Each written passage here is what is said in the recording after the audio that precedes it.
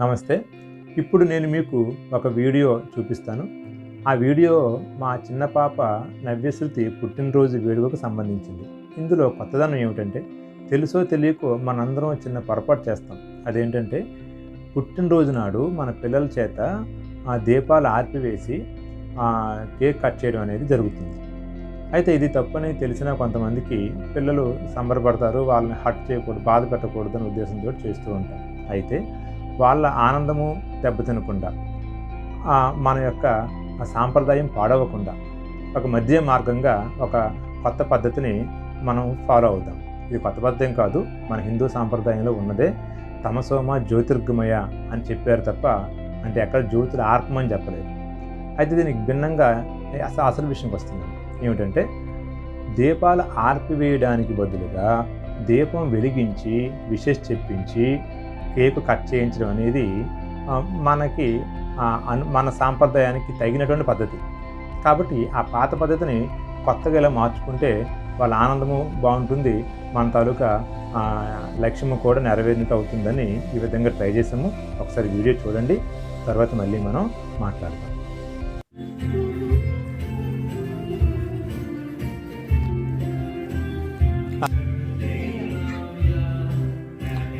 దీపం వెలిగించగానే మీరు హ్యాపీ చెప్పాలి. చెప్పండి.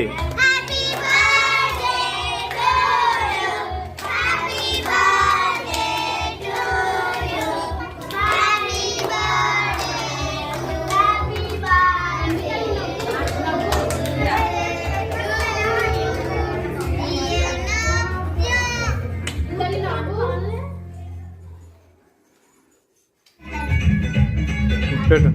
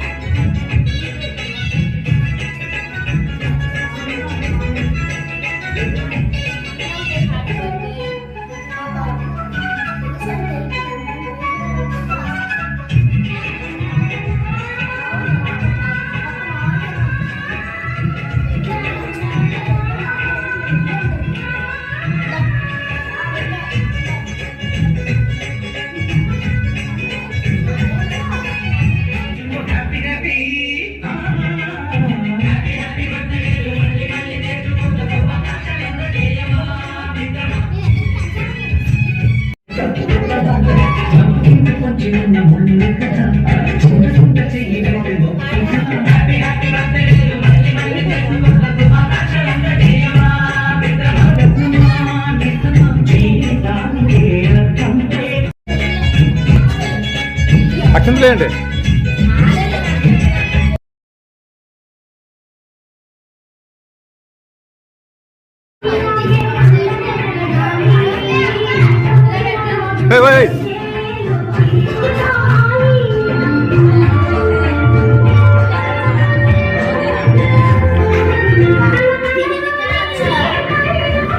కానండి.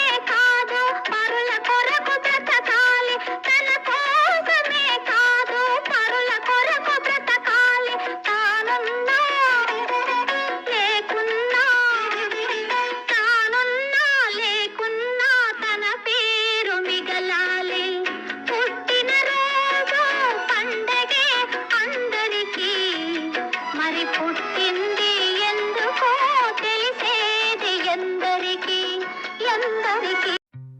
వీడియో చూశారు కదా, అన్ని పుట్టినరోజు ఫంక్షన్ లాగే ఇది మామూలుగానే ఉంది. కాకపోతే మొదట్లో చిన్న మార్పు చేశాం. దీపాలు ఆర్పడానికి బదులు వెలిగించి విషెస్ చెప్పించాం.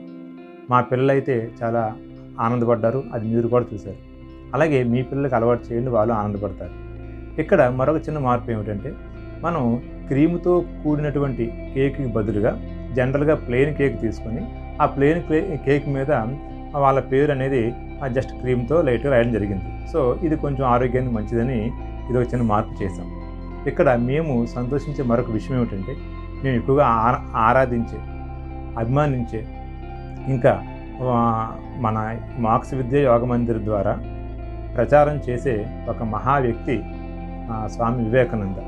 ఆయన పుట్టినరోజు నాడు ఈ మా పాప పుట్టినరోజు కూడా రావడం అనేది ఒక ఆనందం కలిగించే మరొక విషయం. ఆ శుభ సందర్భాన్ని పురస్కరించుకొని వచ్చిన పిల్లలకు స్వామి వివేకానంద చెప్పిన కథలు అనేటువంటి ఒక పుస్తకాన్ని, అందులో స్వామి వివేకానంద చెప్పిన కథలు ఉంటాయి. ఆ పుస్తకాలు పిల్లలకి ఇవ్వడం, వాళ్ళంతా కొన్ని నీతి విషయాలు, మంచి విషయాలు తెలుసుకుంటారనే ఉద్దేశంతో అవి ఇవ్వడం జరిగింది. సో ఇటువంటి ఒక చిన్న కొత్త మార్పుని తీసుకురావాలని చిన్న ప్రయత్నం చేశాము. మీ అభిప్రాయాలు మాకు తెలియజేయండి. వీలైతే మీరు కూడా పాటించడానికి ప్రయత్నం చేయండి. మంచి సాంప్రదాయాన్ని ఏర్పాటు చేయడానికి సహకరించండి. నమస్తే. నేను మీ యోగా ఇన్స్ట్రక్టర్ కొట్టిసరా శిల. మోరోవర్ మరొక విషయము, పుట్టినరోజు నాడు ఈ క్యాండిల్స్ని నోటితో ఊది ఆర్పడం వలన కొన్ని హానికరమైన వాయువులు, కార్బన్ డైఆక్సైడ్, కార్బన్ మోనాక్సైడ్ లాంటి వాయువులు మనం నోరు లేదా ముక్కు ద్వారా మన బాడీలోకి వెళ్ళే అవకాశం ఉంది. దీనివలన ఆరోగ్యం పాడవుతుంది. అందుకే మన పెద్దలు, మీరు పూర్వం రోజుల్లో ఇంట్లో దీపాలు ఉండేవి, ఈ కిరోసిన్వి సంథింగ్, ఇలా వీటిని ఆర్పేటప్పుడు కూడా పిల్లలు ఎవరైనా తెలియక నోటితో ఉఫ్ఫని ఊది ఆర్పితే పెద్దలు అలా కాదని చెప్పి చేతితో ఆర్పడము లేదా ఫింగర్తో ఇలా కొట్టడము చేసేవారు. మీకు గుర్తుండే ఉంటుంది. అంటే నోటితో దీపాలు ఆర్పడం వలన ఆరోగ్యానికి మంచిది కాదు అని మన పెద్దలు ఇప్పుడు గుర్తించారు. ఒక దీపం అంటే కాదండి, అక్కడ దుమ్ము ధూళి ఉన్నా మనం నోటితోటి ఊది ఆ దుమ్ముని పోగొట్టాలని చూడకూడదు. ఎందుకంటే ఆ దుమ్ము తిరిగి మళ్ళీ మన బాడీలోకి వెళ్తుంది. ఇక్కడ మరొక ముఖ్య విషయం అదేంటంటే, ఇంటిలో మనం దీపాలు పెడతాం దేవుడి దగ్గర. ఏ కారణం చేతైనా, అంటే గాలి వేయడం వలన, చమురు అయిపోవడం వలన దీపాలు ఆటోమేటిక్గా కొండెక్కిపోతాయి. మన పిల్లలు చూసి ఈ దీపము ఆరిపోయింది అని అంటారు అమ్మతో, నాన్నతో. అప్పుడు మనం ఏం చేస్తామంటే, దీపం ఆరిపోయింది అనకూడదు, కొండెక్కిపోయింది అనాలి అని అంటాం. అంటే దీపానికి మన హిందూ సాంప్రదాయంలో ఎంత గొప్ప ప్రాధాన్యత ఉందో చూడండి. ఇందాక చెప్పుకున్నట్టుగా తమసోమ జ్యోతిర్గమయ అని మన వేదాలు చెప్తున్నాయి. దీపం జ్యోతి పరబ్రహ్మ అనే శ్లోకం కూడా మనకుంది. దీపం పెట్టేటప్పుడు చెప్పే శ్లోకం.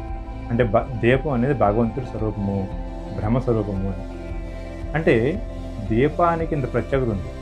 దీపాన్ని ఆరిపోయింది అని నోటితో అనకూడదు, కానీ అదే దీపాన్ని నోటితో ఊది ఆర్పేయవచ్చు. ఈ లాజికల్గా ఆలోచించిన ఇది తప్పని మనకు అర్థమవుతుంది. కాబట్టి ఈ విషయాన్ని మీరు కొంచెం ఆలోచించి మన పిల్లల చేత ఒక మంచి సాంప్రదాయం వైపు అడుగులు వేసే విధంగా ప్రేరేపిస్తారని కోరుకుంటున్నాం. మరొకసారి నమస్తే.